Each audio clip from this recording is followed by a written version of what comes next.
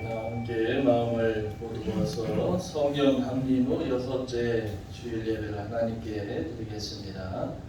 사랑과 은혜가 풍성하신 하나님 아버지, 감사와 영광을 주님께 돌립니다. 무더위 속에서도 저희를 날마다 주님과 함께 동행할 수 있는 은혜를 베풀어 주시고, 우리의 삶의 현장에서 많은 일들이 있지만 그럼에도 중심을 잡고 주와 함께 동행하며 진정한 승리를 누릴 수 있도록 은혜 주심을 진심으로 감사를 드립니다. 한 주간의 삶 가운데 부족한 점이 많았지만 그래도 주님께서 우리의 모든 잘못된 것을 용서하시고 이 시간 깨닫게 하여 주시며 새로운 마음과 새 각오를 통해서 믿음의 일꾼으로서의 사명을 잘 감당하며 살아갈 수 있도록 은혜 베풀어 주시옵소서. 이 시간 우리가 온 마음을 다하여 주님 앞에 나와사오니 주께서 우리를 긍휼히 여겨주시고 주의 말씀으로 주의 능력으로 채워주시옵소서. 주께서 우리와 항상 함께 하시고 선한 능력의 일꾼으로 승리의 삶을 살아갈 수 있도록 은혜 베풀어 주실 줄로 믿고 거룩하신 예수님의 이름으로 기도하옵나이다. 아멘. 사도신조로 신앙 고백합니다. 전능하사 천지를 만드신 하나님 아버지를 내가 믿사오며 그의 아들 우리 주 예수 그리스도를 믿사오니 이는 성령으로 잉태하사 등정녀 마리아에게 나시고 본디오 빌라도에게 고난을 받으사 십자가에 못 박혀 죽으시고 장사한 지 사흘 만에 죽은 자 가운데서 다시 살아나시며 하늘에 오르사 전능하신 하나님 우편에 앉아 계시다가 저리로서 산자와 죽은 자를 심판하러 오시리라. 성령을 믿사오며 거룩한 공예와 성도가 설교통하는 것과 죄를 사하여 주시는 것과 몸이 다시 사는 것과 영원히 사는 것을 믿사옵나이다. 아멘. 찬송가 210장 드리겠습니다.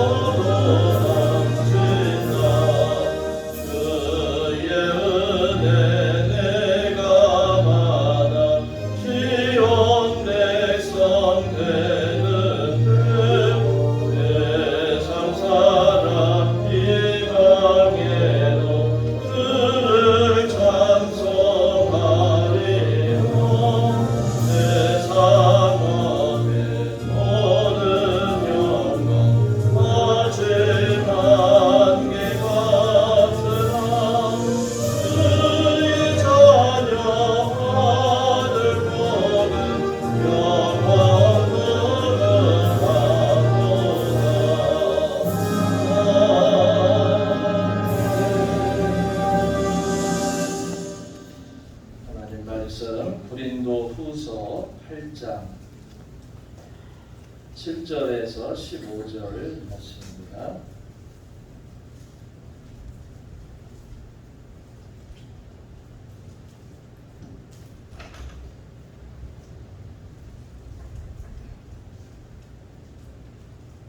고린도후서 8장 7절에서 15절.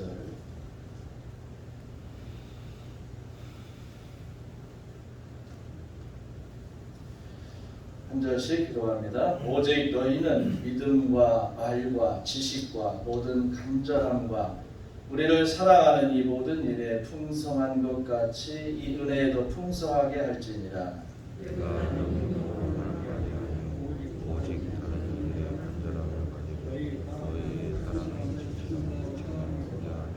우리 주 예수 그리스도의 은혜를 너희가 알거니와 부요하신 이로써 너희를 위하여 가난하게 되심은 그의 가난함으로 말미암아 너희를 부요하게 하려 하심이라.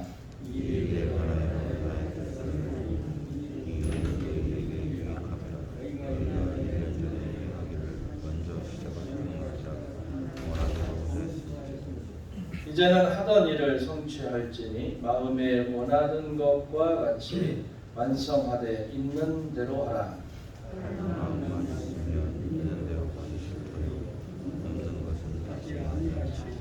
이는 다른 사람들은 평안하게 하고 너희는 곤고하게 하려는 것이 아니요 균등하게 하려 함이니.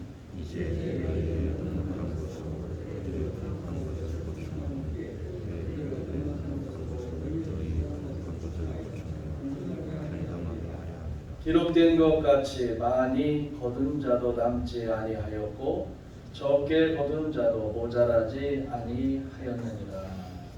아멘. 할렐루야. 서로 인사하겠습니다. 주님의 이름으로 사랑합니다. 이런 어린 아이들을 보면 이 아이를 키우는 부모님들이 이 2살 전후부터 내 것과 너의 것 이걸 구분을 한다고 해요. 그래서 성장을 하면서 내 것에 관한 그런 집착들을 많이 보입니다. 어린 아이들 보면 특별히 뭐 인형을 갖고 있다든지 어떤 처음으로 접한 자기와의 첫 대면된 물품들은 그게 애착 인형이든지 애착 물건이 돼서 그것 없으면 불안해하고 힘들어하는 그런 모습들을 보게 됩니다. 사람들에게는 본능적으로 자기 것을 주장하고 또 내 것을 이렇게 움켜쥐고자 하는 그런 욕망이 누구나 다 있죠.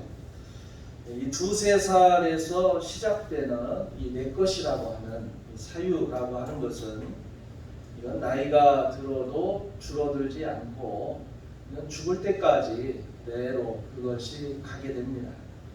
그런데 많은 능력이 있는 사람이나 능력이 적은 사람이나 능력껏 일하되 이 동일한 것으로 분배하는 경우도 있죠. 그게 명분은 참 좋고 이론적으로는 참 좋은 것 같은데 또 문제도 있죠. 이게 공산주의가 같이 일하고 같이 나눈다라고 하는 그런 개념에서 이 경제 개념을 갖고 있습니다.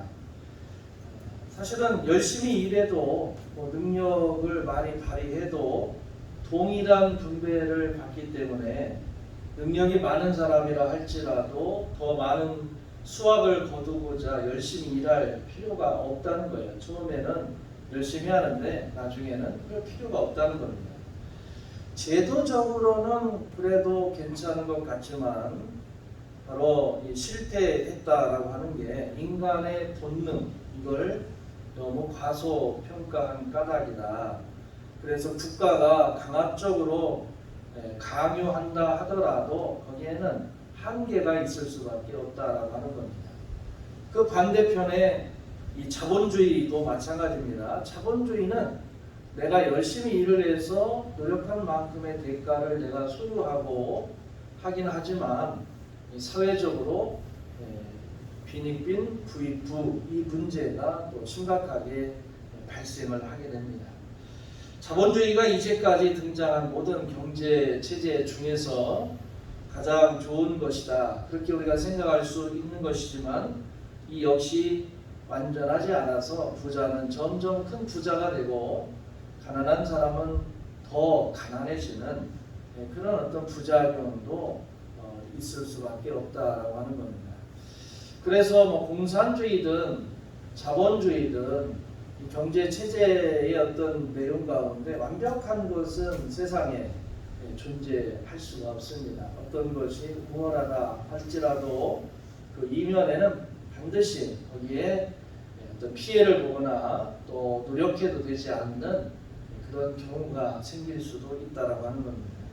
그래서 오늘 성경에 있는 말씀에 보면 이렇게 세상에서 공산주의와 자본주의라고 하는 그런 삶 가운데 속에서 또 다른 어떤 경제 체제에 관해서 제시를 합니다. 이 경제 체제는 자본주의를 대체하는 것도 아니고 또 교회들을 중심으로 이 자본주의 체제에 관해서 어떤 면에서는 그 단점을 보완하고 있다라고 이렇게 볼 수가 있습니다. 적어도 같은 교회를 다니는 이 성도들 간에서는 교회를 통한 이 빈익빈 부익부의 문제를 그나마 줄일 수 있지 않느냐라고 하는 것을 말씀하고 있습니다.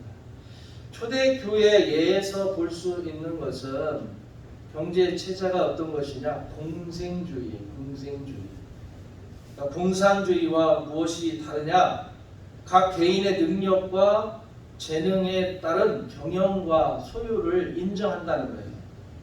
마태복음 25장에 보면 이 달란트의 비유가 나오는데 능력이 있고 열심히 일하는 사람은 더 많은 것을 경영하고 자기 소유로 남길 수가 있습니다. 그래서 많이 가진 자가 생기죠. 5달란트 가진 자가 5달란트 남겼으니까 10달란트가 되고 2달란트를 벌었으니 4달란트가 되고 그러나 1달란트는 노력하지 않으므로 그냥 1달란트 있는 것까지도 빼앗겨버리는 이런 말씀의 비유가 나옵니다. 여기 보면 많이 남긴 사람은 자발적으로 또 기쁜 마음으로 자기의 유효한 것을 적게 남긴 자에게 나누어 주고 있다라고 하는 거예요. 사도행전 2장 44절부터 47절에 있는 말씀에 보면 믿는 사람이 다 함께 있어 모든 물건을 서로 통용하고 또 재산과 소유를 팔아 각 사람의 필요를 따라 나누어 주고 날마다 마음을 같이하여 성전에 모이기를 힘쓰고. 여기 보면 강제적으로 한 게 아니에요. 자발적으로 좀 부유한 사람이 좀 어려운 사람이 저렇게 힘들게 살아가면서 신앙생활을 제대로 못하고 하는 그 과정에 있어서 자발적으로 성전에 모이기를 힘쓰기 위해서 이 여유가 있는 사람이 적은 자에게 나누어 주었다라고 하는 그런 표현을 하고 있습니다.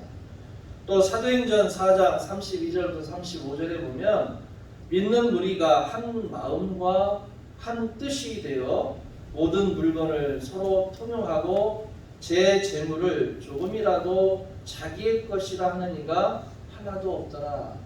내가 소유하고 내가 가지고 있지만 이건 내 거야. 그러니까 감히 건들지 마. 이렇게 얘기하는 사람은 그 안에서 있지 않았다라고 하는 겁니다.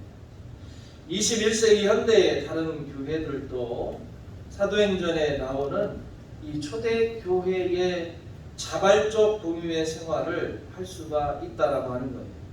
자기 소유는 그대로 유지하되 자신의 여유, 그것을 자발적으로 기쁜 마음으로 또는 예물이나 기타 형태로 교회를 통해서 물질적으로 가난한 자들에게 필요를 따라 나누어 주었다라는 거. 이게 구제 사업이잖아요. 자기가 직접 전한 게 아니라 이 믿는 자들의 공동체를 통하여서 그렇게 나눔의 사랑을 베풀었다라고 하는 겁니다. 바울은 이런 어떤 말을 하면서 그 근본이 왜 이런 나눔의 사역에 관한 것을 이야기하느냐, 그 어떤 명분을 얘기합니다. 로마서 8장 12절과 13장 8절에서 사도 바울은 우리 믿는 사람들은 빚진 자다라고 이렇게 표현을 해요. 신앙이 있는 사람, 예수를 믿는 자들은 빚진 자다 이렇게 표현합니다. 그러면 믿는 자들의 빚이 뭐냐? 우리의 빚은 하나님께 진 것인데 그리스도를 통하여서 우리에게 베풀어 주신 사랑과 은혜의 빚 이렇게 표현을 합니다. 바울은 하나님께 대한 우리의 빚은 곧 주위의 가난한 자들에게 진 빚이다 라고까지 표현을 합니다. 로마서 15장 25절부터 27절에 보면 그러나 이제는 내가 성도를 섬기는 일로 예루살렘에 가노니 이는 마게도냐와 아가야 사람들이 예루살렘 성도 중 가난한 자들을 위하여 기쁘게 얼마를 동정하였습니다. 저희가 기뻐서 하였거니와 또한 저희는 그들에게 빚진 자니 만일 이방인들이 그들의 신령한 것을 나누어 가졌으면 육신의 것으로 그들을 섬기는 것이 마땅하니라 이런 말씀을 합니다. 그러니까 물질적으로 가난하나 영적으로 부유한 자는 영적으로 빈곤한 자에게 영적인 빚을 진 자라고 표현을 하고 있고 물질적으로 빈곤한 자에게 물질적인 빚을 지고 있다. 바로 물질적으로 부유한 자 이렇게 표현을 하고 있습니다. 그러니까 물질적으로 가난한 사람들은 흔히 나는 가진 게 아무것도 없어서 나눠줄 게 없어 라고 말하는데 성경에 보면 그렇지 않다는 거예요. 사도행전 3장 1절부터 10절에 베드로와 요한이 예루살렘 성전에 올라갑니다. 그들은 가진 게 없어요. 복음을 전하는 자들이지만 그들은 자기 하루하루 입에 풀칠하며 살아가는 것도 선교하는 것도 그렇게 넉넉하지 않습니다. 그런데 이 기도하러 올라갈 때 성전 미문에 앉아있는 안진뱅이가 구걸하는 걸 봐요. 구걸하는 것을 보고 그에게 접근해서 이런 표현을 합니다. 나에게 은과 금은 없지만 내게 있는 것이 있다. 그건 뭐냐면 내게 있는 것 이걸 너한테 주노니 곧 나사렛 예수 그리스도의 이름으로 일어나 걸으라 하고 손을 잡아 일으킵니다. 그러면서 이 안진뱅이는 즉시 일어나서 걷기도 하고 뛰기도 하면서 성전에 같이 들어가 하나님을 찬미합니다.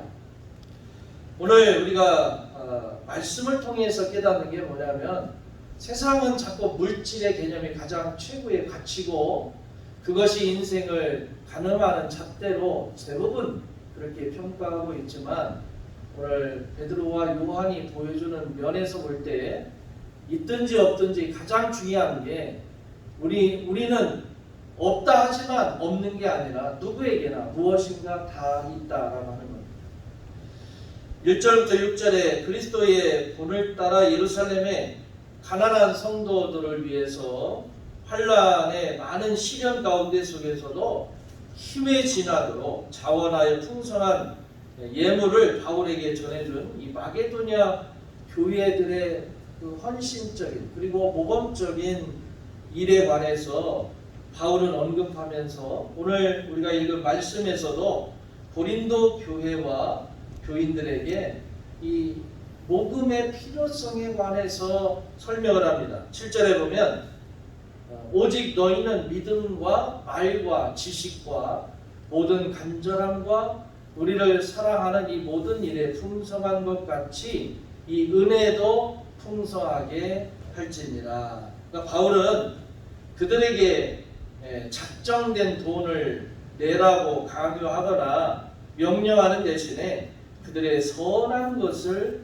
호소하는 거죠. 믿음과 말과 지식 이건 고린도 교인들이 갖고 있는 장점들이고 또 고린도 교인들이 성령 충만함으로 받은 은사들입니다.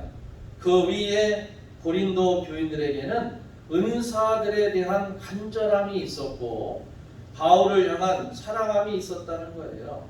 그와 같이 성령의 은사와 사모함과 사랑함에 풍성한 것 같이 이 은혜, 다시 말하면 예루살렘의 가난한 성도들을 위해서 모금하는 일에도 풍성하게 하라라고 권면을 합니다.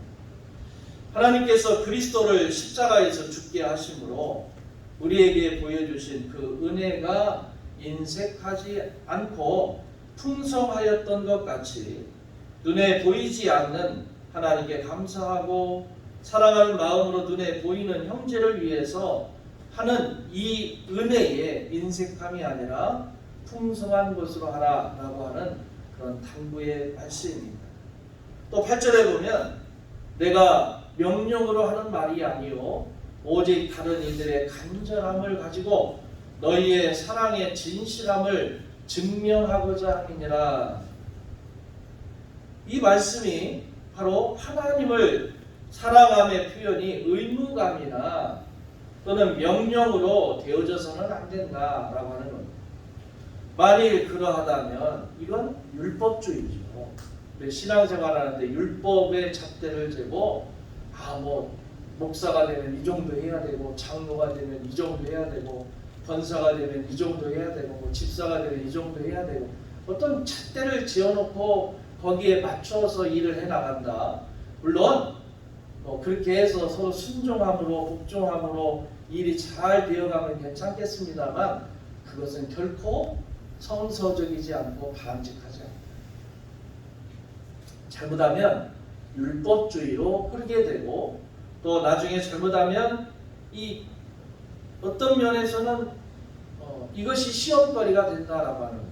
여러분 교회 봉사하는 일에 자원함이 없다든가 예물을 드리는 일에 인색하다 할지라도 우리가 볼 때 저 사람 예수 믿는다더니 이렇게 봉사도 안 하고 헌금도 제대로 안 하고 그래? 저 사람이 무슨 구원을 받겠어? 여러분 아닙니다.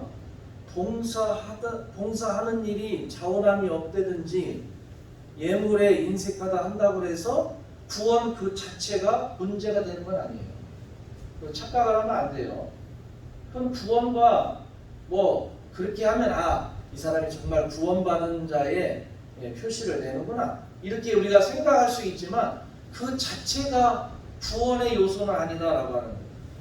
바울이 마게도냐 교회들의 힘에 지나도록 넘치는 이 자원함을 언급하는 것은 고린도 교인들이 인색했어요. 말은 많고 지식은 많고 경험은 많고 그런데 사실은 이들이 좀 인색했겠죠. 그러니까 이 마게도냐 교회는 이렇게 힘에 지나도록 예물을 드려서 선교도 하고 교회를 운영하는데 너희는 왜 말뿐이냐 이렇게 해서 헌금을 하라 이런 것을 강요하기 위한 것이 아니라 그들의 선한 마음에 호소해서 그들도 하나님의 기쁨과 칭찬의 대상이다라고 하는 것을 확인시키려고 하는 겁니다.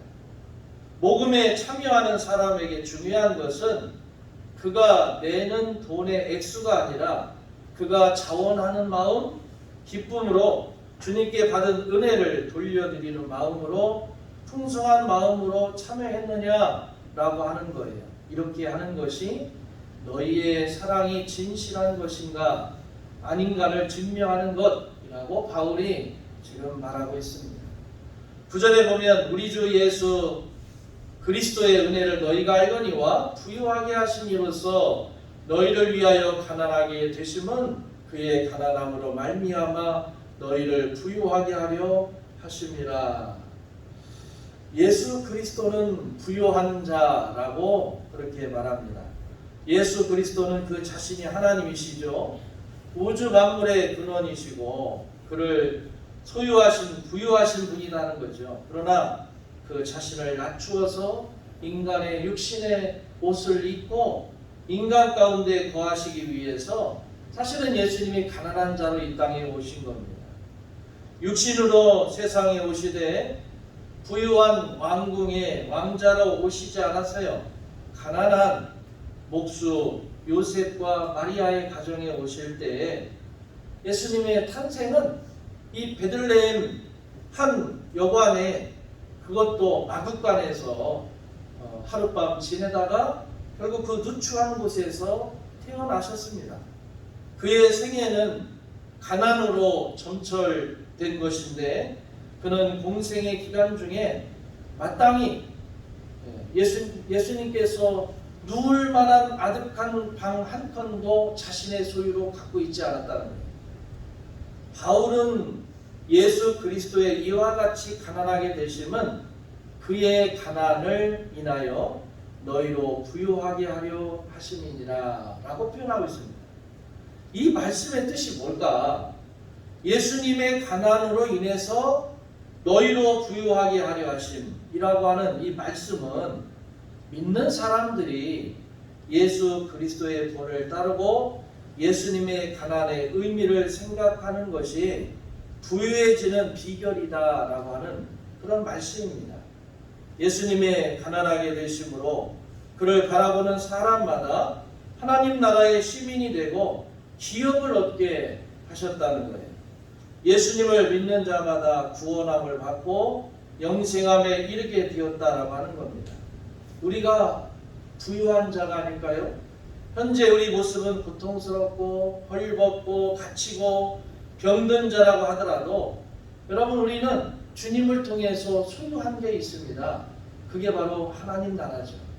하나님 나라를 소유한 자는 세상의 그 어느 것과도 비교하거나 또는 세상의 그 어느 것과도 바꿀 수가 없다라고 하는 겁니다.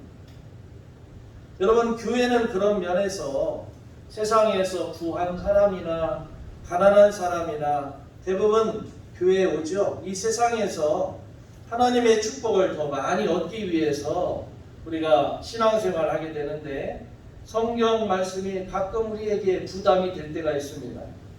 그러나 알아야 돼요. 하나님의 축복은 하나님의 뜻대로 살아가기를 원하는 사람에게 임하는 평안과 기쁨과 감사의 마음이고 장차 하나님 나라에서 받을 상급으로 쌓여간다라고 하는 겁니다. 하나님의 진정한 축복은 잠시 보이다가 없어질 이 세상에서 일시적으로 누리는 것이 아니다라고 하는 거예요. 이러한 소망 중에 우리는 하나님에 대한 사랑의 눈에 보이는 형제 자매들에게 나누어져야 돼요.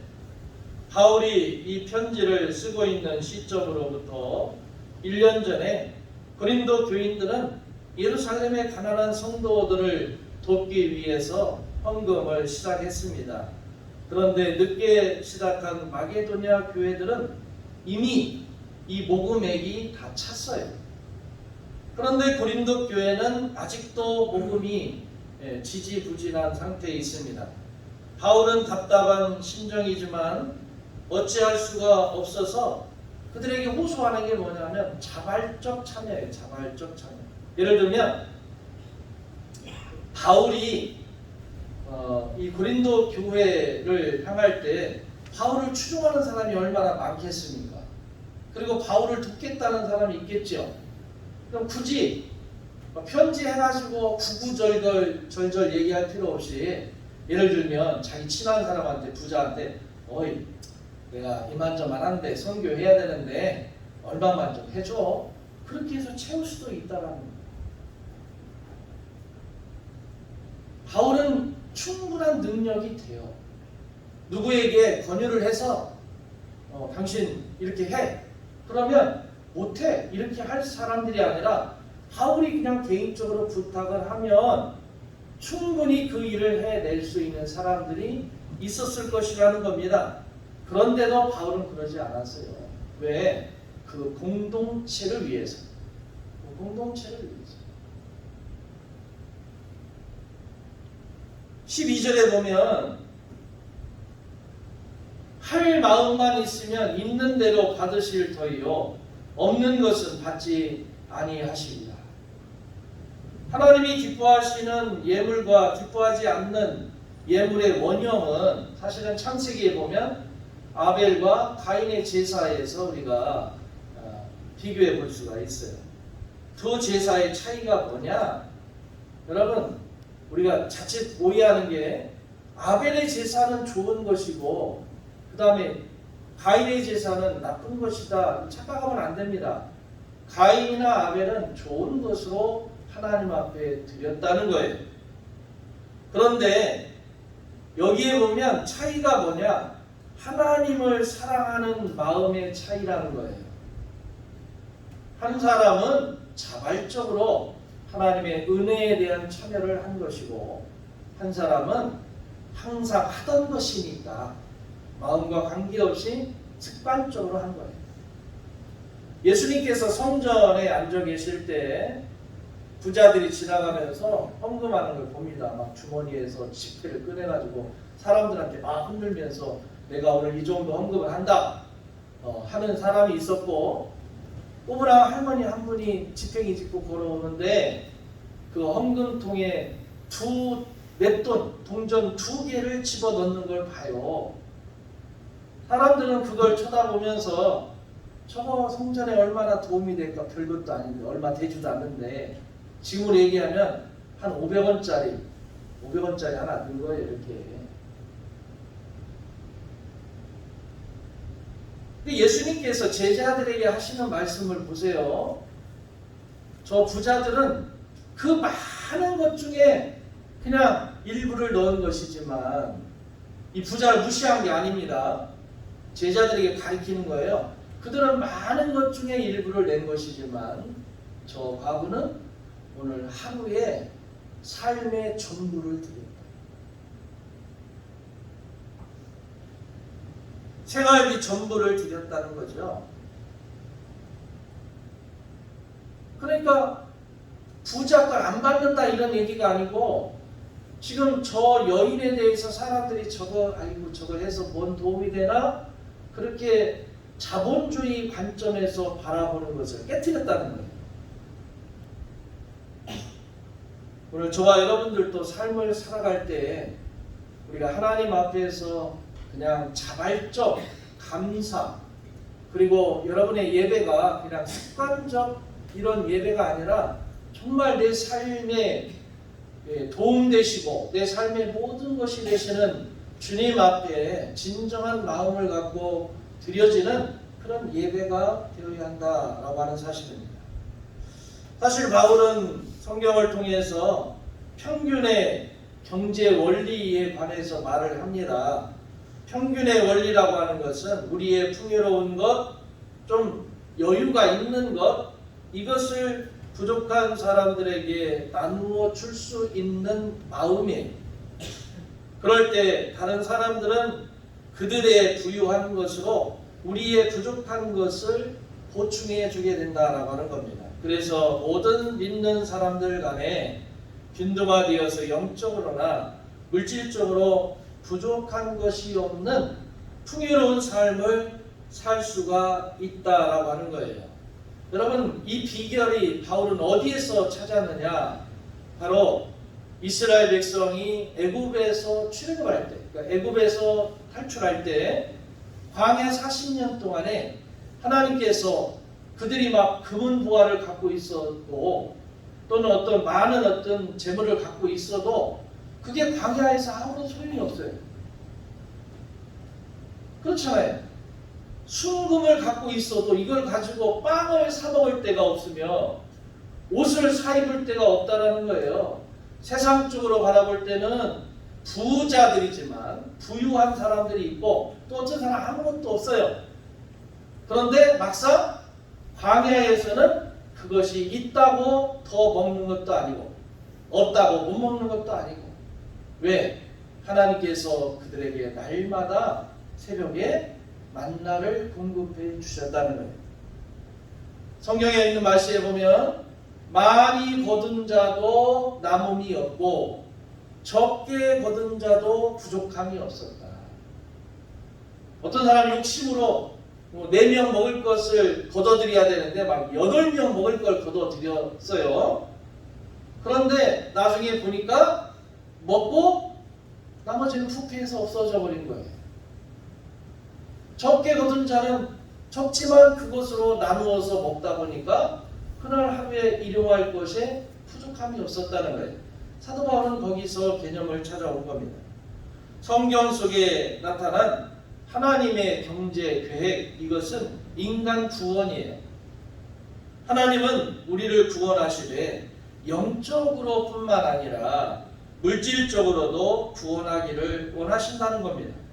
예수 그리스도를 통해서 인간 구원 계획을 알게 하신 하나님께서 우리 한 사람 한 사람을 사용하셔서 아직 하나님의 구원에 들지 못한 자를 구원하시기를 원하고 계시다는 거예요.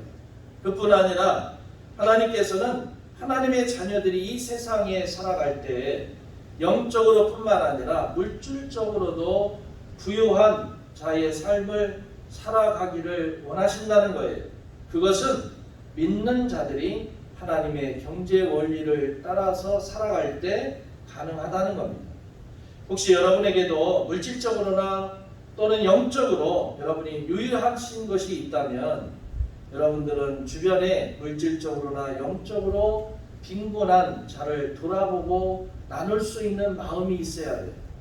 그리스도 안에서 진정으로 부유한 자는 그런 삶을 살아가는 것입니다. 왜냐하면 오늘 저와 여러분은 주님을 통해서 구원을 받았고 하나님의 자녀가 되었고 또 천국을 여러분이 소유했기 때문에 이 세상을 살아가면서 여러분들이 믿음 안에 살아갈 때 서로 나눔이라고 하는 걸 통하여서 세상을 행복하게 만들어내고 이 극과 극을 달리고 있는 세상 가운데 속에서도 그리스도인들의 사랑이 널리 전해져서 진정으로 예수님을 온전히 믿고 의지하는 구원받는 자가 날로 늘어날 수 있도록 그런 믿음의 삶을 살아가는 그런 마음의 여유로움과 또 나눔의 그런 축복이 여러분에 있을 때 주님께서는 그것으로 끝나는 게 아니라 더 많은 것들로 채워주시는 하나님의 은혜가 있을 줄로 믿습니다. 이 믿음으로 은혜를 여러분이 항상 나누는 그런 멋진 그리스도인들이 다 되어주시기를 주의 이름으로 축원합니다. 기도하겠습니다. 사랑이 많으신 하나님 감사합니다. 우리의 일상의 삶을 하나님께서 지켜주시고 늘 도와주시는 줄로 믿습니다.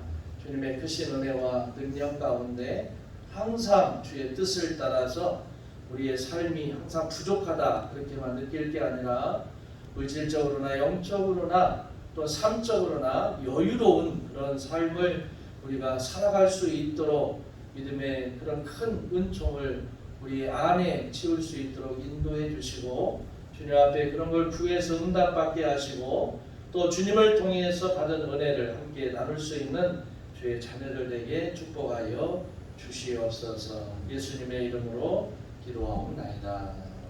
아멘. 찬송가 213장 부르면서 준비한 예물 하나님께 드립니다.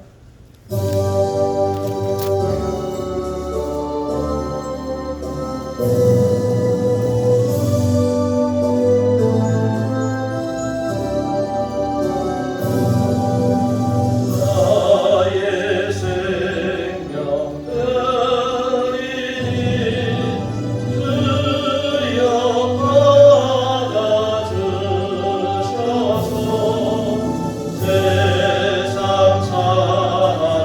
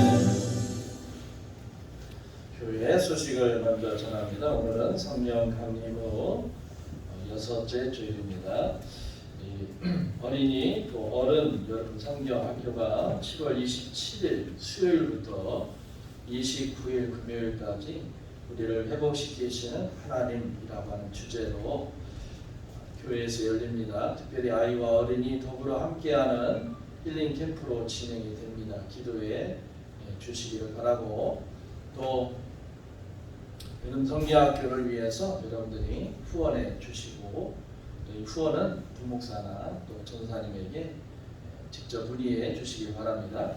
전국 장로대회가 7월 19일 화요일부터 21일 목요일까지 속초 소노 캄델피노에서 열립니다. 금주봉사는 3교구이고 다음 주는 4교구입니다. 11조 정성기 집사님, 김공순 권사님, 이복순 권사님, 김명수 성도님, 범사에 감사합니다. 권호선 집사님, 범사에 감사드립니다. 양상순 집사님, 감사임을 윤경희 집사님, 생일 감사임을 최윤후, 선교원금 권호선 집사님, 양상순 집사님, 이복순 권사님 드렸습니다. 사랑의 하나님, 감사와 영광을 주님께 돌립니다. 복되고 귀한 날 주님 앞에 믿음으로 예배를 드리게 하시고, 이 시간 구별하고 성별하여서 주 앞에 귀한 예물을 드립니다. 11조를 드리오니 이들의 간구함과 소망과 계획이 하나님의 능력 안에서 온전히 이루어지게 하시고, 이들의 꿈과 바라는 소망이 말씀 안에 믿음으로 전진하며 나아갈 때에 또 하나님을 신뢰하고 믿고 의지하며 귀한 예물을 드렸사오니, 이들이 영적으로나 육적으로나 가정적으로나 사업적으로나 또 자녀와 후대가 하나님 앞에서 항상 복 있게 하시고, 세상을 살아가는 데 이 물질에 궁핍함이 없도록 주님께서 귀한 것으로 채워 주시옵소서. 감사의 예물을 받아주시고 항상 주님 앞에 감사의 일꾼들 되게 하여 주시며, 감사의 조건들이 넘쳐나는 그런 귀한 축복 있게 하여 주시옵소서. 선교예물 기억하시고, 이때에 어려움이 많지만 하나님께서 서로 간에 자발적으로 돕는 은혜가 있어서 많은 영혼을 구원하는데 역할을 감당하는 주님의 일꾼들이 힘겹지 않도록 쓰여지게 하시고, 또 이런 마음을 갖고 드리는 손길마다 하나님께서 하늘의 귀한 것으로 채워 주시옵소서. 주정령을 기억하시고 항상 주님 앞에 날마다 예배하며 간구하며 소망하며 이들의 삶이 하나님 앞에 귀한 제단에 드려진 삶인 줄로 믿사오니, 이 예물을 기억하여 주시고 하나님께서 하늘문을 여시고 이 땅에 기름진 것으로 채워 주시옵소서. 지금은 우리 주 예수 그리스도의 은혜와 아버지 하나님의 놀라우신 사랑하심과 성령님의 감화 교통 기름 부으심의 역사가 믿음 안에서 은혜를 나누기를 원하며 함께 믿는 자들끼리 나누며 하나님의 축복을 함께 공유하기 원하는 주의 모든 성도님들 앞길 위해 지금부터 영원토록 함께 하시기를 간절히 축원하옵나이다. 아멘.